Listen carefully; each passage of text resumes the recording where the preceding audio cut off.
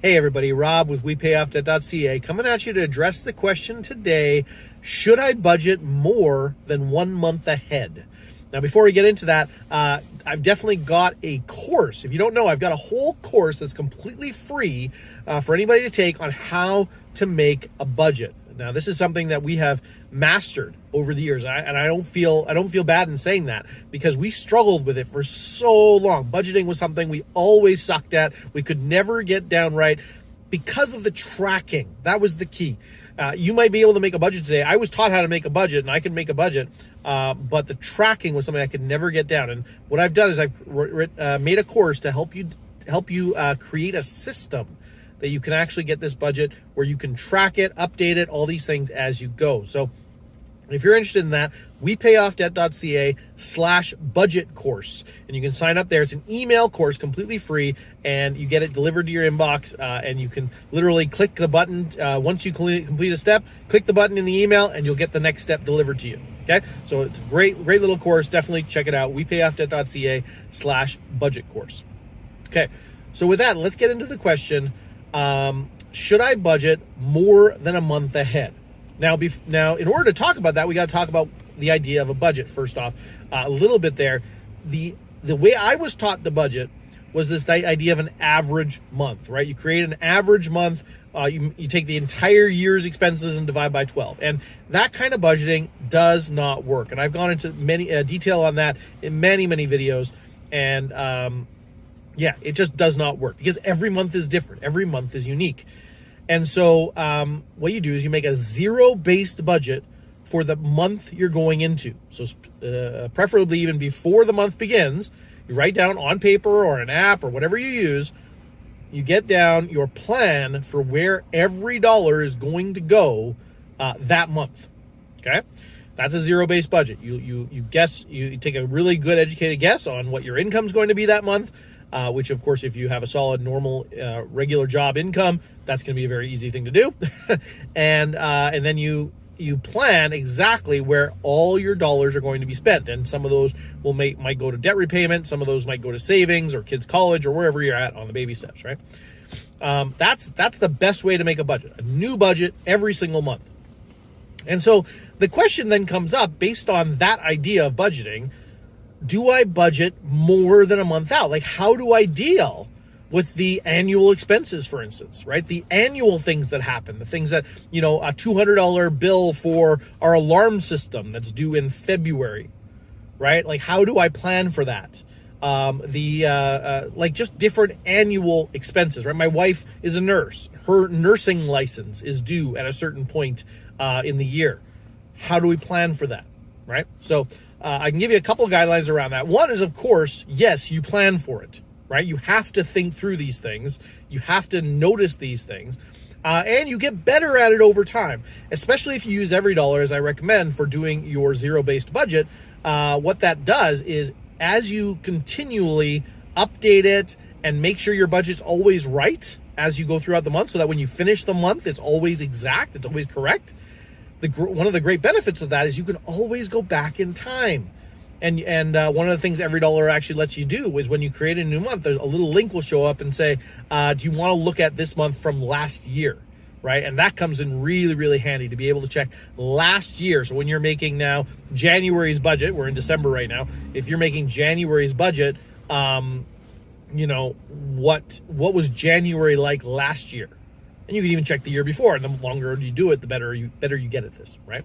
So yes, you have to think through it, but only so much. And so here's the thing: some people like to go all the way to do a sinking fund for everything. So, for instance, my wife's nursing license is not cheap; it's somewhere in the range of $700, something like this, $800.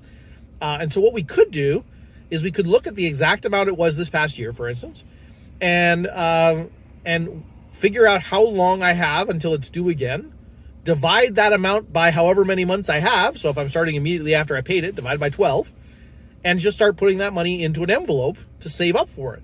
And we could do that. That would be a totally reasonable thing to do to make sure I have the cash ready for me. And you can do that with other accounts too. You could do that with Christmas as you're saving up for Christmas. Christmas is always December 25th, if you didn't know. And so they don't move it. And so we know as of January 1st, we know it's going to be next December. So we can start saving a 12th of how much we plan to spend. And if you budget this December, this Christmas very, very well, you can see exactly what you spend this year, right? And then you'll have a really good idea on what to save up for next year. And you can start putting that away monthly if you wanted to. Now, I recommend that for some things, but not everything. Now, so what it really comes down to is how much you can swing in the particular month.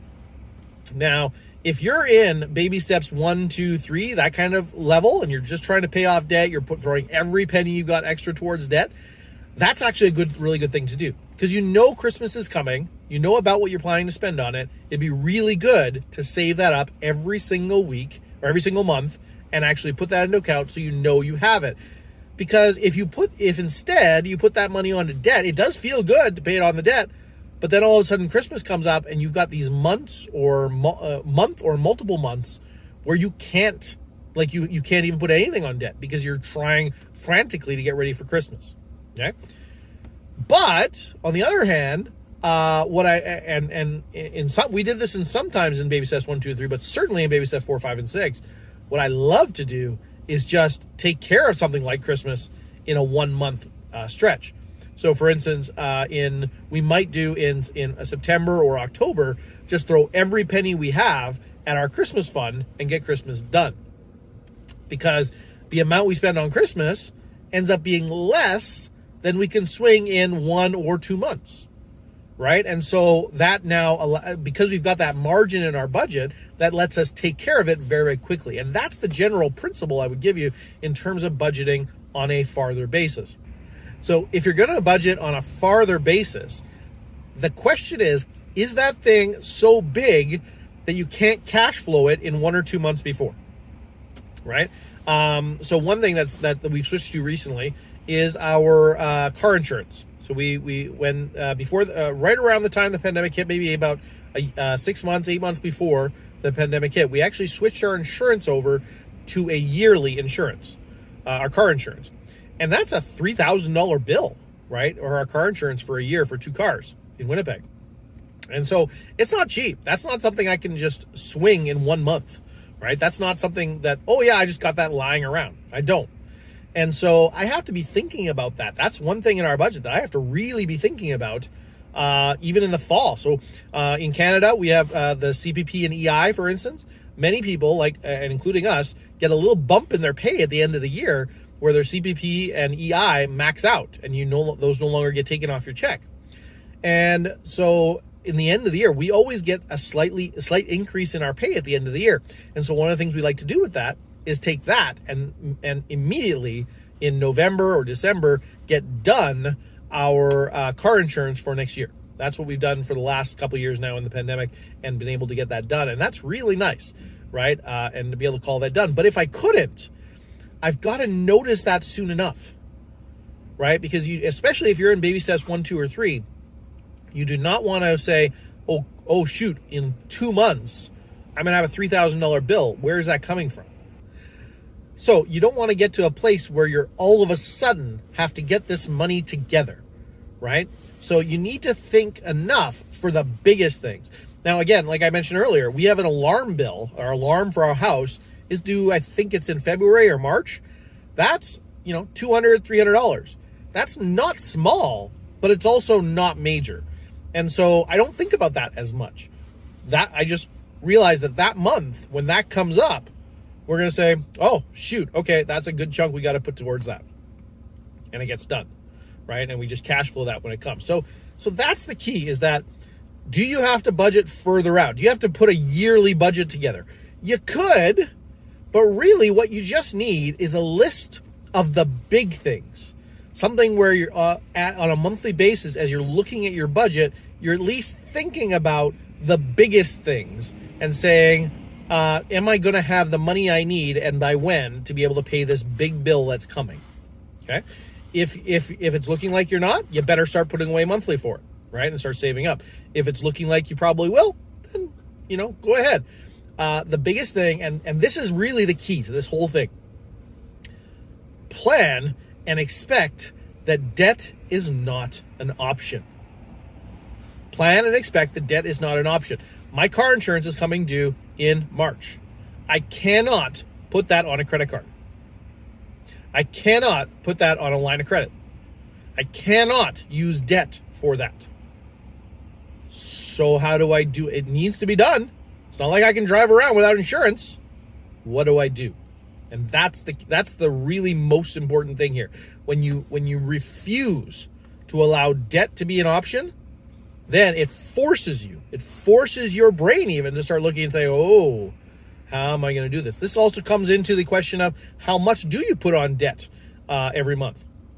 Because if you have you finish the month and you've got $500 left in your bank account, should you put all 500 of it onto your debt? Maybe. But you have to think about the fact that, you know what? You're finishing off this month. You don't get paid until maybe the 5th or 6th or the 12th even, depending on how much you're paid, of next month. And so somehow you have to live from the 1st to the 12th maybe without any income. So you better have a budget buffer zone. And I'll link below in the description about, I've made a video before on the budget buffer zone that you should have and how that works and how you should run that. But you need to have some money in the account to survive on when you've got no income. So you can't maybe put that $500 on debt because you need that to live on. You see what I mean? So it's this, you have to be thinking through enough, but to make a formal budget of, January is going to be this, February is going to be this, March is going to be this, April is going to be this, to make a yearly budget like that, no, I think that's not that important. To make even a yearly budget and say, here's how much I'll spend on food for the year, here's how much I'll spend on restaurants for the year, I don't see that as very valuable. But to have a list of things that, here's big expenses that are going to be coming up, when they're due and how much they are, that's not a bad thing to have. And so just in a little Excel spreadsheet or even a notepad or just on a piece of paper, something with a bunch of these things written down. And as I said, as you do budgeting in every dollar more and more often, as you do the zero-based budget more and more often, and you get better and better at it, you actually get more and more data that you can look back on and make a better estimate of what it's going to be moving forward. Okay, so I hope that brings you some great value today. Again, if you want to learn how to budget and really get control of your money in the new year here, go ahead and check out my budget course, WePayOffDebt.ca /budget course. Thanks so much. Have a good one. We'll talk to you again.